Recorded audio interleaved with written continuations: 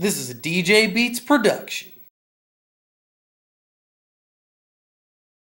Ladies and gentlemen, if you're watching this video, congratulations, because you are going to be a part of the 2010 summer staff at YMCA Camp High Harbor. We have a couple important things we need to go over as far as getting prepared for the summer with papers and whatnot. So my man Miller Time over here is going to kick us off.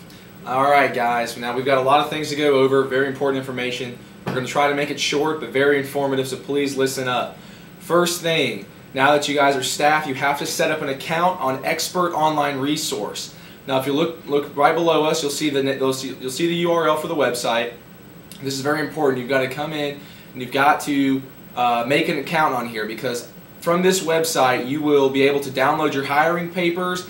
There are training videos that you guys have to watch, different staff training stuff that we used to do at camp and now can be done online, make it a lot easier on you and for the staff who give the staff training. And also the health forms will be on this website that you guys have to turn in, or I think will be available in February, which is now. So the health forms should be available. If they're not, they will be very soon. So again, Expert Online Resource, you guys have to create an account in here. Do it as soon as you can. I've already created one. Brandon's already created one. So do it as quick as you can so you guys can get all this information. To piggyback on that, now we're going to talk about actually filling out your hiring papers. There's 27 pieces of paper you have to do, every single one of them. There's 2 new ones here, and you need to pay very, very close detail to these because you won't get paid otherwise. In the past, we've given out paychecks just like any other job, but now we're switching over to electronic, and what you're going to have to do is fill out the first paper, which is a paperless pay acknowledgement. That's saying that you acknowledge the fact that you're not going to get a paper paycheck, and then the second one has all your deposit card information on it.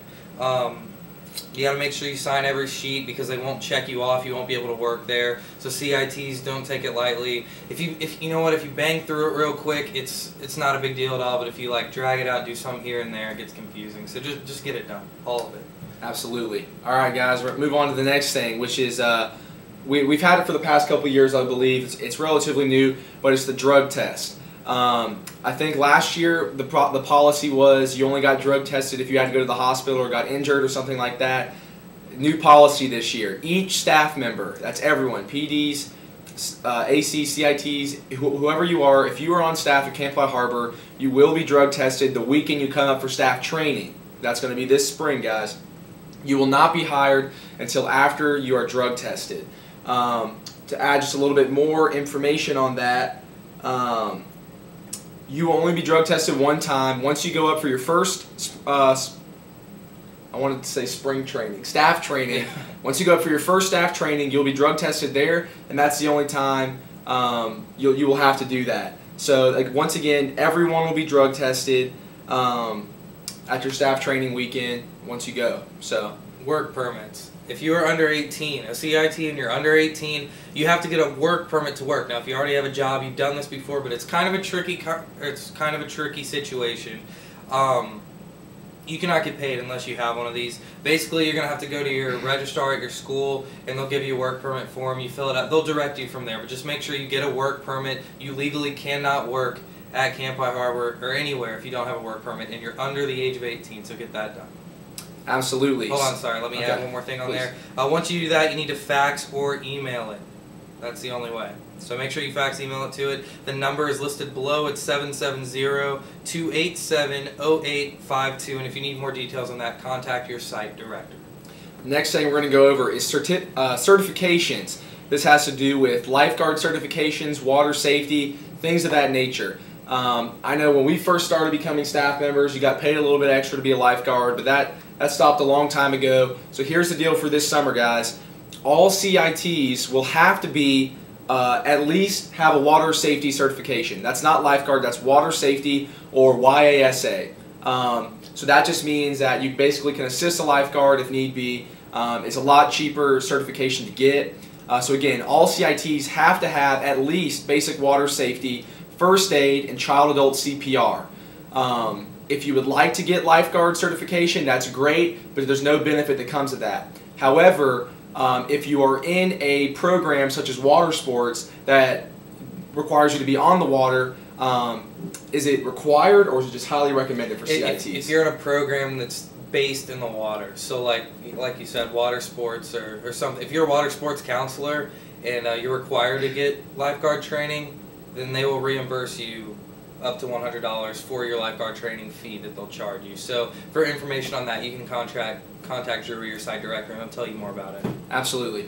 The next thing on that, any classes that camp knows about already, any lifeguard certification classes, any basic water safety certification classes are listed on the website. That's My Camp, your staff login. You log in with your email address or whatever your username was that you created, put your password in, and it brings up the home screen. That's where you accepted your staff agreements. It has like a bunch of classes that camp knows about that you can sign up for that are usually in like the greater Atlanta area, close to where most of us live.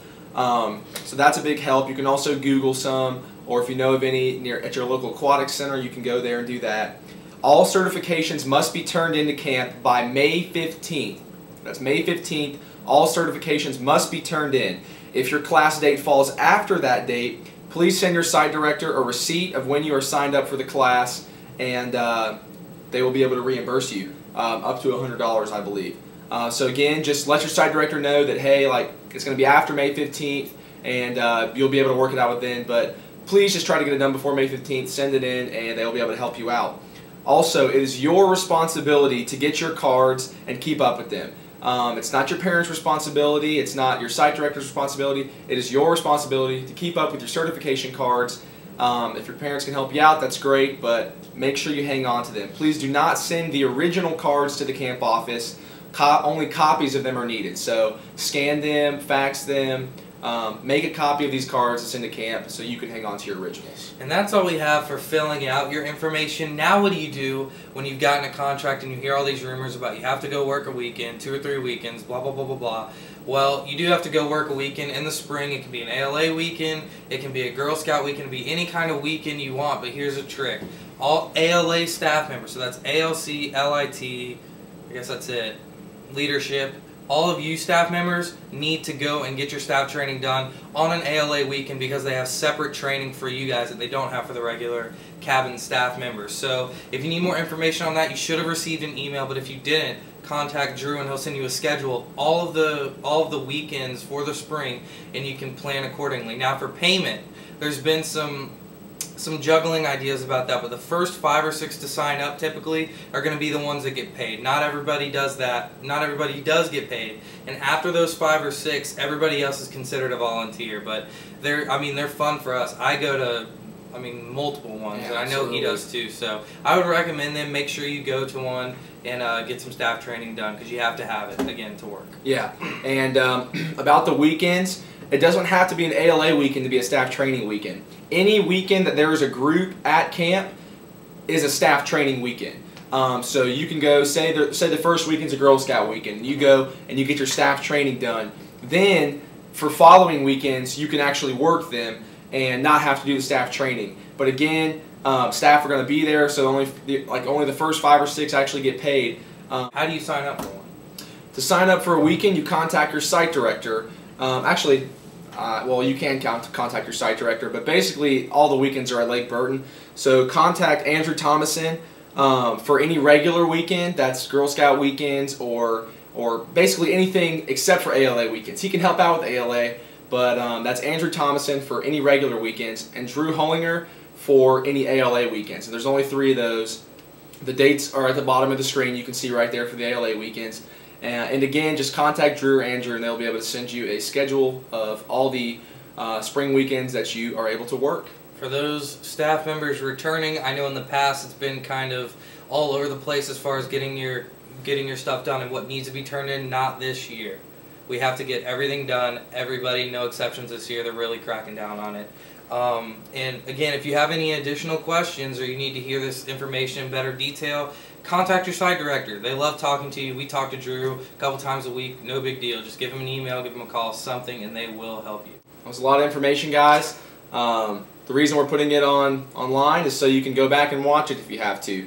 And it's probably more interesting for you to listen to us talk than to have to just read a piece of paper. So or not. Yeah. Anyways, take care. Congratulations on your contract, and we'll see you during the summer. This is a DJ Beats production.